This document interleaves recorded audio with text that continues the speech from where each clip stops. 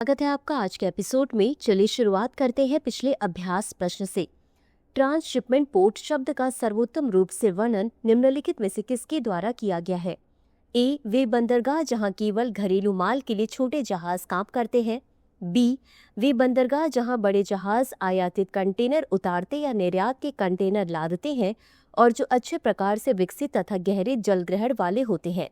सी, वे बंदरगाह जो केवल थोक माल जैसे कोयला और तेल का संचालन करते हैं। डी, वे बंदरगाह जहां केवल कंटेनरीकृत वस्तुओं की प्रोसेसिंग होती है लेकिन कोई अंतर्राष्ट्रीय शिपमेंट नहीं होता। इस प्रश्न का सही उत्तर है विकल्प बी। चलिए देखते हैं इसके विश्लेषण को। Transshipment port. ट्रांसशिपमेंट पोर्ट वह होता है जहां बड़े मालवाहक पोत जो अधिक माल और गहरे जल में चलने की क्षमता रखते हैं कुछ चुनिंदा मजबूत बुनियादी ढांचे और तकनीकी रूप से सक्षम बंदरगाहों पर आते हैं जहां वे अपने आयात कंटेनरों को उतारते हैं या निर्यात कंटेनरों को लादते हैं। डॉटर वेसल्स छोटे बंदरगाहों से निर्यात माल को ट्रांसशिपमेंट पोर्ट तक लाते हैं ताकि उसे वहां से मदर वेसल्स द्वारा आगे भेजा जा सके। इसी तरह मदर वेसल्स द्वारा उतारे गए आयात कंटेनरों को डॉटर वेसल्स विभिन्न गंतव्यों तक पहुंचाते हैं। गेटवे पोर्ट वह होता है जो अपने प्राथमिक, द्वितीयक तथा तृतीयक आंतरिक क्षेत्रों से निर्यात माल प्राप्त करता है और अपने हिंटरलैंड के भीतर विभिन्न गंतव्यों तक आयात माल का वितरण करता है। एक प्रतिस्पर्धी पोर्ट सेवा बाजार में गेटवे पोर्ट बेहतर ढंग से टिक सकते हैं क्योंकि वे अपने हिंटरलैंड से उत्पन्न मालवाहक यातायात पर निर्भर करते हैं। इसके विपरीत ट्रांसशिपमेंट पोर्ट को मुख्य रूप से बाह्य आपूर्ति स्रोतों पर निर्भर रहना पड़ता है, अतः विकल्प बी सही है। तो चलिए शुरुआत करते हैं आज के एपिसोड की पहले प्रश्न से। ग्राफिक्स प्रोसेसिंग यूनिट के संदर्भ में निम्नलिखित कथनों पर विचार करें। एक, यह एक विशिष्ट प्रोसेसर है जिसे मूल रूप से ग्राफिक्स रेंडरिंग को तेजी से संसाधित करने के लिए डिजाइन किया गया था। 2, जीपीयू एक साथ कई डेटा को संसाधित कर सकता है जिससे यह मशीन लर्निंग, वीडियो संपादन और गेमिंग अनुप्रयोगों के लिए उपयोगी बनता है। 3, बेंगलुरु आधारित स्टार्टअप सर्वम भारत का पहला एआई लार्ज लैंग्वेज मॉडल विकसित कर रहा है और उसे इंडिया एआई मिशन के तहत जीपीयू प्राप्त होंगे। उपर्युक्त कथनों में से कितने कथन सत्य है या सत्य है? ए केवल एक, बी केवल दो, सी सभी तीनों, डी कोई नहीं। इस प्रश्न का सही उत्तर है विकल्प सी सभी तीनों। चलिए देखते हैं इसके विश्लेषण को। ग्राफिक्स प्रोसेसिंग यूनिट या जीपीयू यह एक विशिष्ट प्रोसेसर है जिसे मूल रूप से ग्राफिक्स रेंडरिंग को तेजी से संसाधित करने के लिए डिजाइन किया गया था, अतः कथन एक सही है। जीपीयू एक साथ कई डेटा को संसाधित कर सकता है जिससे यह मशीन लर्निंग, वीडियो संपादन और गेमिंग अनुप्रयोगों के लिए उपयोगी बनता है, अतः कथन 2 सही है। बेंगलुरु आधारित स्टार्टअप सर्वम भारत का पहला एआई लार्ज लैंग्वेज मॉडल विकसित कर रहा है और उसे इंडिया एआई मिशन के तहत 6 महीने के लिए 4000 जीपीयू प्रदान किए जाएंगे, अतः कथन 3 सही है। सरकार एक उच्च स्तरीय कंप्यूटिंग केंद्र भी स्थापित कर रही है जिसमें 18,693 ग्राफिक्स प्रोसेसिंग यूनिट होंगे जो डीप सीक से लगभग 9 गुना अधिक और चैट जीपीटी की क्षमता का 2/3 है। अगला प्रश्न है, निम्नलिखित कथनों पर विचार कीजिए। 1, भारत सरकार अधिनियम 1935 द्वारा संघीय ढांचे का निर्माण होने के साथ शिक्षा को प्रांतीय सूची में रखा गया। 2, स्वर्ण सिंह समिति ने शिक्षा को समवर्ती सूची में शामिल करने की सिफारिश की जिसे 42वें संविधान संशोधन अधिनियम 1976 के माध्यम से लागू किया गया। उपर्युक्त कथनों में से कौन सा या कौन से सही है? यह सही है। ए केवल एक, बी केवल दो, सी एक और दो दोनों, डी न तो एक और न ही दो। इस प्रश्न का सही उत्तर है विकल्प सी एक और दो दोनों। चलिए देखते हैं इसके विश्लेषण को। भारत सरकार अधिनियम 1935 द्वारा संघीय ढांचे का निर्माण होने के साथ शिक्षा को प्रांतीय सूची में रखा गया, अतः कथन एक सही है। स्वतंत्रता के बाद के भारत में शिक्षा राज्य का विषय बनी रही। हालांकि आपातकाल के दौरान स्वर्ण सिंह समिति ने शिक्षा को समवर्ती सूची में ले जाने की सिफारिश की जिसे 1976 में 42वें संविधान संशोधन अधिनियम के माध्यम से लागू किया गया, अतः कथन 2 सही है। 44वां संविधान संशोधन अधिनियम 1978 कुछ हद तक परिवर्तनों को सही करने का एक प्रयास था। अगला प्रश्न है, निम्नलिखित कथनों पर विचार कीजिए। 1, ब्रह्मांड के द्रव्यमान का लगभग 75% हाइड्रोजन है लेकिन पृथ्वी के वायुमंडल का केवल 0.5 से 1.0 ppm प्रति मिलियन भाग है। 2, प्राकृतिक हाइड्रोजन जिसे भूगर्भिक हाइड्रोजन या श्वेत हाइड्रोजन भी कहा जाता है, हाइड्रोजन गैस को संदर्भित करता है जो पृथ्वी की परपट्टी में प्राकृतिक रूप से उत्पन्न और संग्रहित होती है। 3, भारत की विविध भूवैज्ञानिक संरचनाएं जिनमें अल्ट्रा मैफिक और मैफिक चट्टानें, ओबियोलाइट बेल्ट शामिल हैं, प्राकृतिक हाइड्रोजन उत्पादन की महत्वपूर्ण क्षमता का संकेत देती हैं। उपर्युक्त में से कितने कथन सही हैं? ए केवल 1, बी केवल 2, सी सभी 3, डी कोई नहीं। इस प्रश्न का सही उत्तर है विकल्प सी सभी 3। चलिए देखते हैं इसके विश्लेषण को। हाइड्रोजन। ब्रह्मांड के द्रव्यमान का लगभग 75% हाइड्रोजन है, लेकिन पृथ्वी के वायुमंडल का केवल 0.5 से 1.0 ppm है, अतः कथन 1 सही है। प्राकृतिक हाइड्रोजन, जिसे भूगर्भिक हाइड्रोजन या श्वेत हाइड्रोजन भी कहा जाता है, हाइड्रोजन गैस को संदर्भित करता है जो पृथ्वी की परपट्टी में प्राकृतिक रूप से उत्पन्न और संग्रहित होती है, अतः कथन 2 सही है। भारत की विविध भूवैज्ञानिक संरचनाएं, जिनमें अल्ट्रा मैफिक और मैफिक चट्टानें, ओपियोलाइट बेल्ट शामिल हैं, प्राकृतिक हाइड्रोजन उत्पादन की महत्वपूर्ण क्षमता का संकेत देती हैं, अतः कथन 3 सही है। अगला प्रश्न है, जनगणना के संबंध में निम्नलिखित कथनों पर विचार कीजिए। 1. अंतिम विस्तृत जातिगत आंकड़े वर्ष 1931 की जनगणना में दर्ज किए गए थे, जबकि वर्ष 1941 की जनगणना में भी जातिगत जानकारी एकत्र की गई थी, लेकिन द्वितीय विश्व युद्ध शुरू होने के कारण इसे प्रकाशित नहीं किया गया था। 2. गृह मंत्री की अध्यक्षता वाली राजनीतिक मामलों की मंत्रिमंडल समिति ने हाल ही में आगामी जनगणना में जातिगणना को शामिल करने को मंजूरी दी है। उपर्युक्त कथनों में से कौन सा या कौन से सही है या सही है? ए केवल 1, बी केवल 2, सी 1 और 2 दोनों, डी न तो 1 और न ही 2। इस प्रश्न का सही उत्तर है विकल्प ए केवल 1। चलिए देखते हैं इसके विश्लेषण को। जाति के संबंध में आखिरी विस्तृत जानकारी वर्ष 1931 की जनगणना में दर्ज की गई थी। हालांकि वर्ष 1941 की जनगणना में भी जाति संबंधी जानकारी एकत्र की गई थी, लेकिन द्वितीय विश्व युद्ध शुरू होने के कारण इसे प्रकाशित नहीं किया गया था, अतः कथन 1 सही है।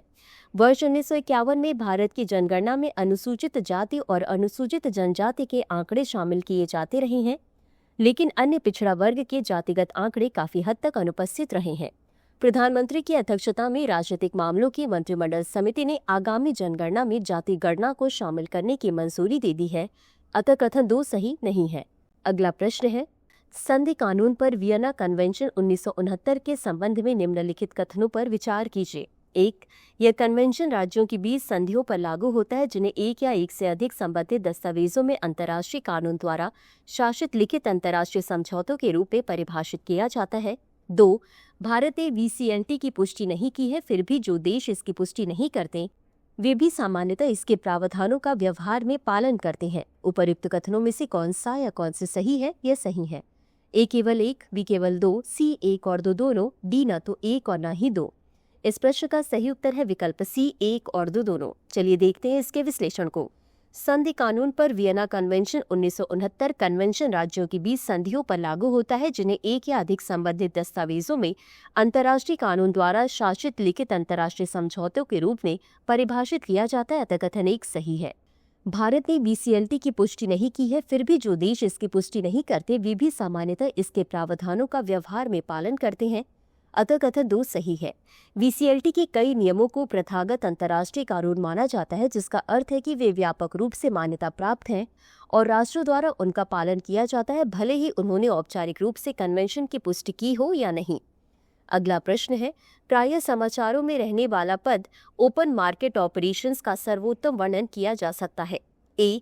बाजार में चल निधि को समायोजित करने के लिए सरकारी प्रतिभूतियों के क्रय या विक्रय से संबंधित RBI द्वारा प्रयुक्त एक साधन। बी.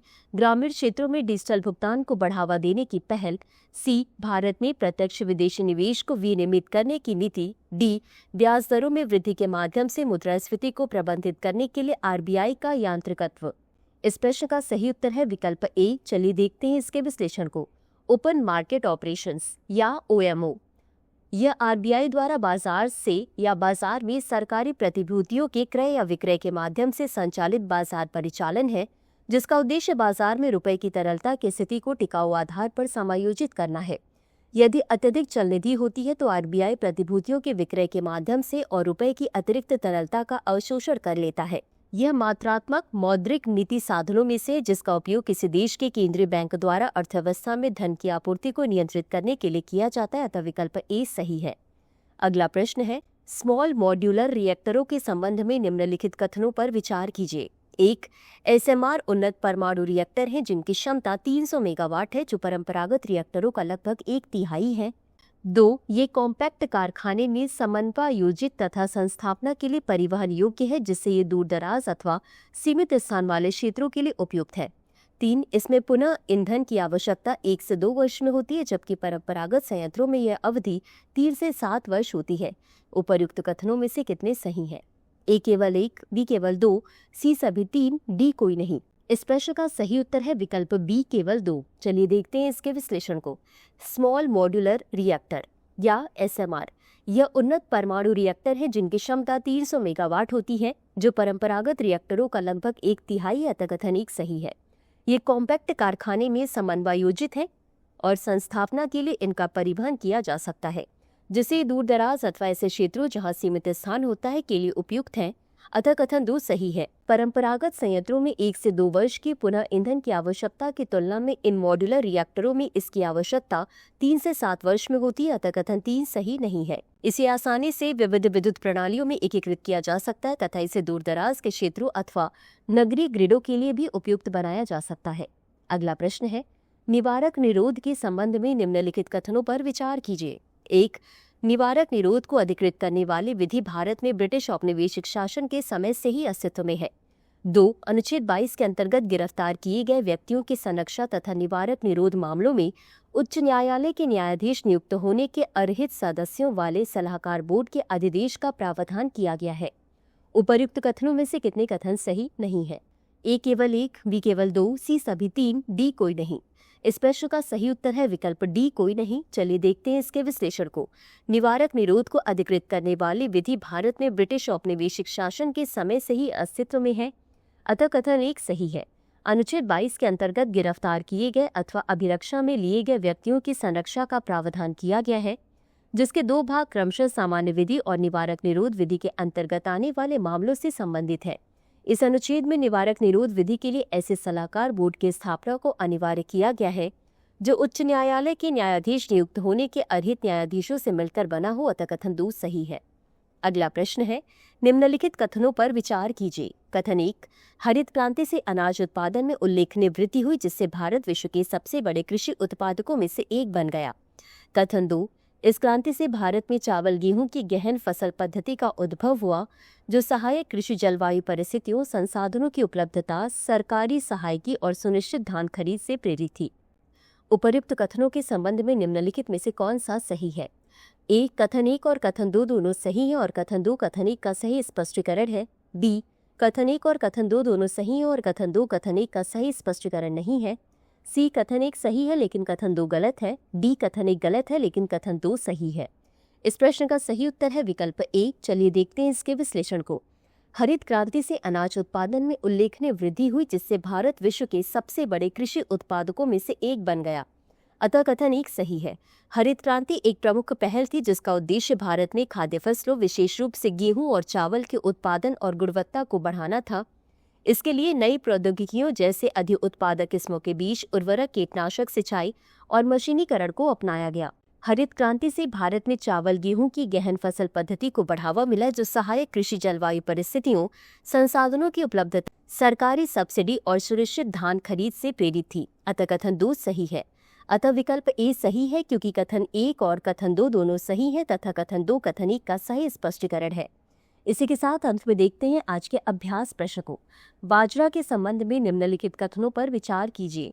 1, बाजरा एक मजबूत जलकुशल फसल है जो बंजर मृदा में भी उगती है तथा फाइबर, प्रोटीन, विटामिन और खनिजों से भरपूर होती है। 2, भारत में बाजरे के 2 समूह उगाए जाते हैं जिनमें प्रमुख बाजरा हैं ज्वार, मोटी बाजरा तथा रागी तथा गौड़ बाजरा है, फॉक्सटेल छोटा बाजरा तथा बार्नयार्ड बाजरा। 3, खाद्य एवं कृषि संगठन ने वर्ष 2023 को अंतर्राष्ट्रीय बाजरा वर्ष घोषित किया। उपर्युक्त में से कितने कथन सही है या सही है? ए केवल 1, बी केवल 2, सी सभी 3, डी कोई नहीं। इस प्रश्न का उत्तर कमेंट बॉक्स में जरूर दें। आज के लिए बस इतना ही। धन्यवाद। डियर व्यूअर्स, अपने एग्जाम की तैयारी को और बेहतर करने के लिए हमारे चैनल को लाइक, शेयर और सब्सक्राइब करना न भूलें।